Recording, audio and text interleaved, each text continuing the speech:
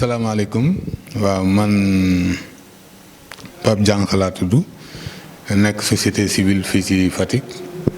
ONG 3D def ma fi point focal pour seen programme bi moo tax ñaari fan yi ñu nekk fii ci biir mairie bi di sensibiliser di former conseillers municipaux yi ci nu ñuy defee planification en tenant compte du genre parce que c'est un aspect important xëy na bu yàgg nit ñi daan nañ def planification mais duñ ci dugal dimension genre nag mooy képp kuy def planification bugg na ONG 3D bugg na nga sóoraale jigéen ñi sóoraale troisième âge sóoraale xale yi sóoraale personnes vivant avec un handicap donc sensibilisation bi ci loolu rek la woon maanaam jàngal leen ne nii la ñuy def planification te planification nag bala muy gën a baax wax dëgg yàlla duñu ci boddi kenn ñëpp bokk ci waaw ñu dugal ci jël en charge les besoins des enfants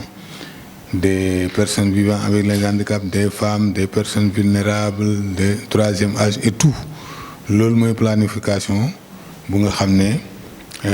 jël na en compte la dimension genre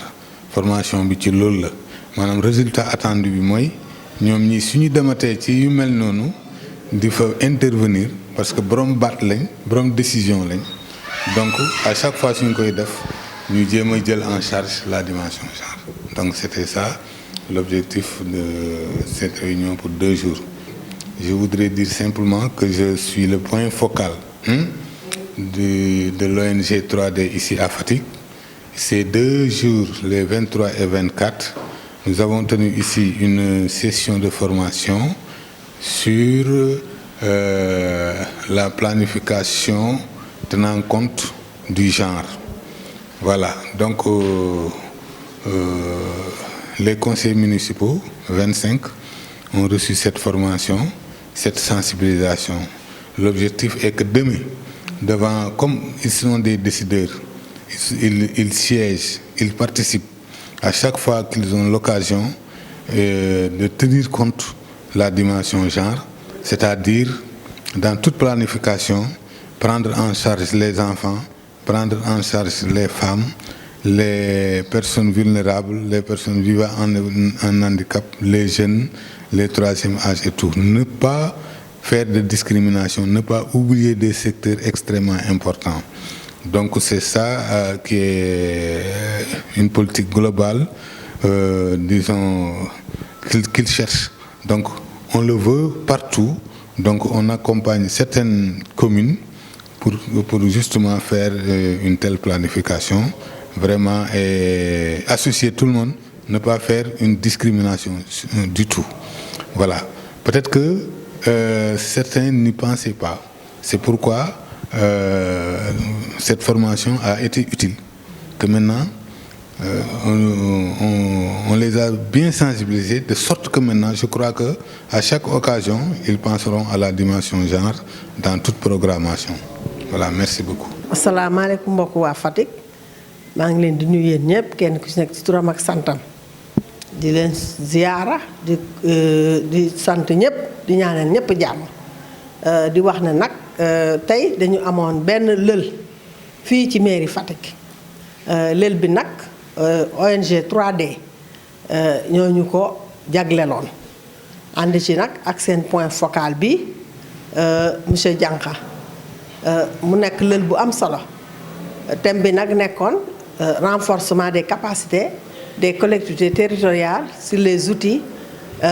de planification sensibles au genre et à la fiscalité maanaam dafa nekk loo xam ne lël boo xam ne dafa tënku ci maanaam tëralin ndax tëralin nag dafa bari ay façon ndax lépp looy def te amul tëralin maanaam amul planning mun na am gàllankoor donc planification waxatuma nag ci lu mel ni collectivité territoriale maanaam mairie nga xam ne heure bi mu ñëw sax dafa baax ndax dafa ñëw ci heure bi nga xamante ne ci la ñuy tëgg budget Fatick te tëralin boobu dinañu jàppale ba nga xamante ne budget bi naam avancé nañ ci waaye dina indi yokkute ndax nag un budget sensible au genre loolu dafa nekk budget boo xamante ne képp koo xamante ne ci société bi nga bokk maanaam ngay góor wala ngay jigéen wala ngay ndaw wala ngay troisième âge ou bien nga nekk une personne vivant avec un handicap budget bi daf lay jël en compte donc loolu dafa am solo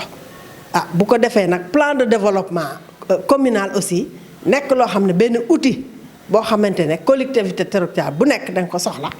muy nekk sa gànnuwaay nga xamante ne dafay nekk feuille de route ci li nga xamante fi nga bëgg a jëm ba nga xam ne jafe-jafe ak soxla yépp dañ ko ciy tënk ba bu ëllëgee booy def doo tatone te yaakaar naa ne Fatick yàgg na ci loolu ndax ku ne xam nga ne at bu jot bu ñuy def suñu budget dañuy organiser li ñuy wax un forum budgétaire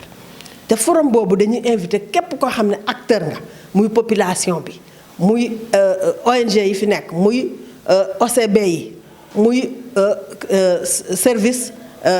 compétent yi ñoom ñëpp la ñuy invité ñu ñëw participer ci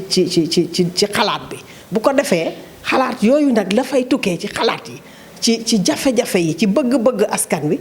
ci loolu la ñuy xool ba tënk budget bi kon loolu nekk na lu am solo donc ñu gërëm bu baax a baax l'ONG 3D en l'occurrence ki nga xam ne mooy point focal la mooy monsieur Dianka waaye di gërëm monsieur Mbaye ak madame Thiam ñi nga xam ne ñoo nekkoon formateurs yi di gërëm aussi conseils yi nga xam ne ñoo fekkee lël bi yépp di leen sant di leen gërëm di ñaanal ñëpp jàmm waaye di remercier aussi le maire de la commune de Fatick muy le maire Matar Ba parce que dañuy xam ne volonté politique aussi daf ci bokk ndax su fekkonte ne dafa nekk koo xam ne amul benn gis-gis kon mënoon na am xëy na objectif yi ñuy atteindre yëpp duñ ko mën a jot mais macha allah vraiment lépp loo xamante ne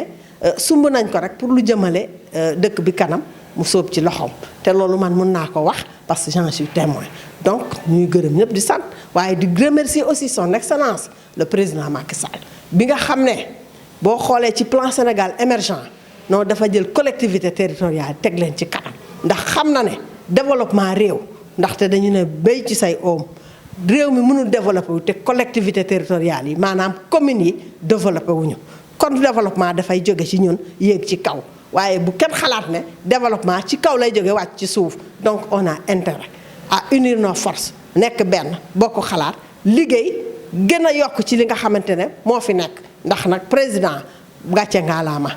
gàcce ngaalaama projet yaa ngi ne gàññ ci biir Fatick ci biir Sénégal lay wax ci wàllu bu ne nag